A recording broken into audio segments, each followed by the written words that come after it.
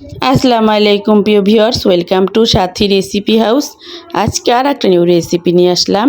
প্রথমে কিছু একটা বলে আধা কেজি পরিমাণে ময়দা নিলাম, তারপরে একটু লবণ নিলাম পরিমাণ মতো, তারপরে গুঁড়ো দুধ দিয়ে দিলাম 2 চামচ, তারপরে ভিউয়ার্স একটা ডিম দিয়ে দিলাম। ভিউয়ার্স, রেসিপিটা ভালো লাগলে সাবস্ক্রাইব প্লিজ, বেশি ভালো লাগলে লাইক কমেন্ট শেয়ার করে পাশে থাকবেন। আর 1 চামচ বেকিং পাউডার নিলাম, তারপরে 2 চামচ কোকো পাউডার নিলাম, তারপরে স্বাদ অনুযায়ী চিনি নিলাম, তারপরে ভিউয়ার্স ঠান্ডা পানি দিয়ে একটা ব্যাটার তৈরি করে নেব।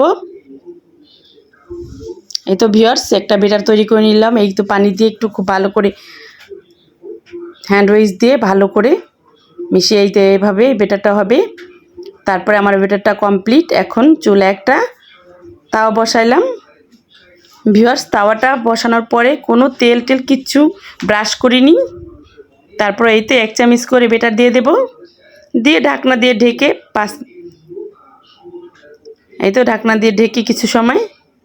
এই তো আমার প্যানকেকগুলো রেডি। ভিউয়ার্স, এভাবেই আপনারাও ছোট বাচ্চাদের প্যানকেক তৈরি করে খাওয়াবেন। তারপরে আমার কাছে 2টো 10 টাকা দামের ট্রিট চকলেট ছিল, সেগুলো দিয়ে দিলাম, দিয়ে এভাবে একটু টেস্ট বাড়াইয়া দিলাম। আসসালামু আলাইকুম ভিউয়ার্স, আল্লাহ হাফেজ, ভালো থাকবেন। এভাবে আপনারা আপনাদের বাচ্চাদেরকে তৈরি করে খাওয়াবেন।